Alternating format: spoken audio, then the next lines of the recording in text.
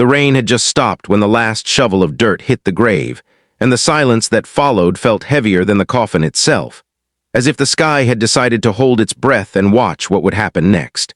People drifted away in polite clusters, black umbrellas closing, murmured condolences fading, and in the middle of it all stood a small girl with mud on her shoes and a teddy bear pressed to her chest, staring at the place where her father now rested.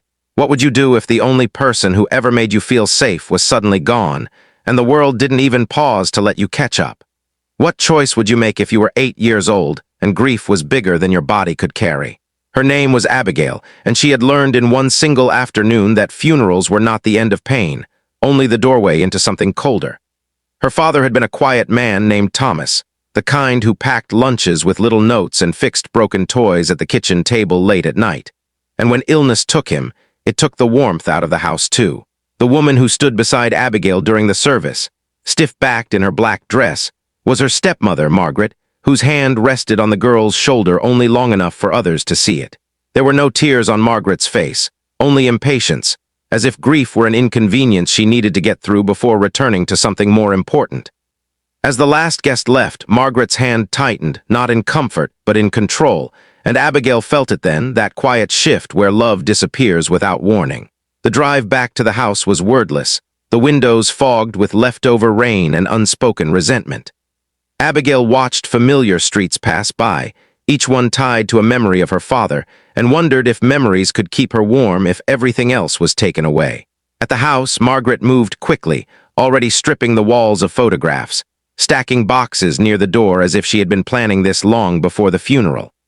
The girl stood in the hallway, still in her funeral dress, still clutching the bear her father had given her years ago, listening as her world was reduced to practical decisions. There was no shouting, no dramatic explosion, just a calm, cruel efficiency as Margaret made it clear that the house was no longer Abigail's home. Papers were signed, bags were packed, and before the sun dipped low, a small suitcase was placed at the girl's feet. If this happened to you, would you even know how to beg, or would shock steal your voice too? Abigail was led outside, the door closing behind her with a sound that would echo in her chest for years. She sat on the front steps, suitcase beside her, bare damp from the earlier rain, and waited without knowing what she was waiting for. Cars passed, neighbors glanced and looked away, and the sky began to glow orange as evening settled in. Hunger crept in quietly, followed by fear, the kind that doesn't scream but hums steadily in your bones. She thought of her father's voice telling her that everything would be okay, and for the first time she realized he wasn't coming back to make it true. The world felt enormous and indifferent, and she felt impossibly small inside it. It was the sound of tires on gravel that finally made her look up. A sleek black car pulled into the driveway, out of place among the modest homes on the street, and from it stepped a man whose presence seemed to bend the air around him.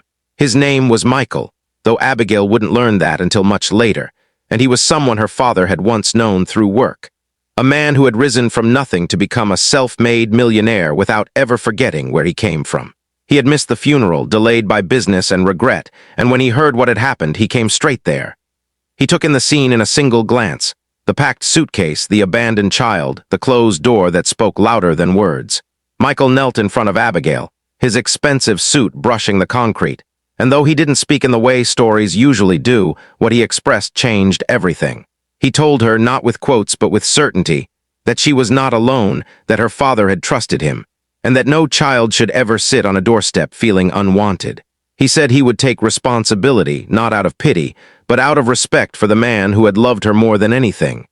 In that moment, something shifted in Abigail's chest, a fragile spark of hope pushing back against the dark.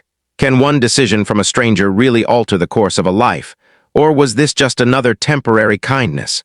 The days that followed felt unreal, like stepping into someone else's movie. Michael's home was large but quiet, filled with light and space that didn't feel threatening. He hired tutors, counselors, people who understood grief, but more importantly, he showed up himself, attending school meetings, learning how Abigail took her cereal, listening when she cried at night. There were setbacks, nightmares, moments when she expected to be sent away again, but each time he stayed.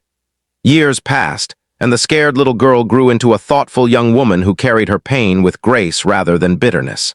She learned that family could be chosen, that kindness could be deliberate, and that loss did not have to define the ending of her story.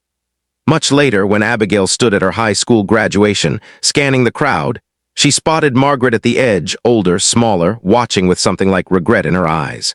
There was no confrontation, no dramatic reckoning, just a quiet understanding that choices echo far longer than the moment they're made.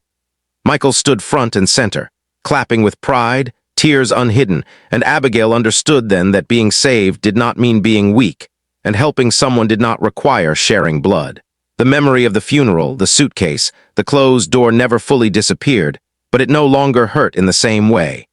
It reminded her of how far she had come and how one act of compassion could rewrite destiny. Before this story ends, take a moment and tell us in the comments how this journey made you feel, or whether you've ever seen a single act of kindness change a life. If this story truly touched your heart, please like, comment, share, and subscribe.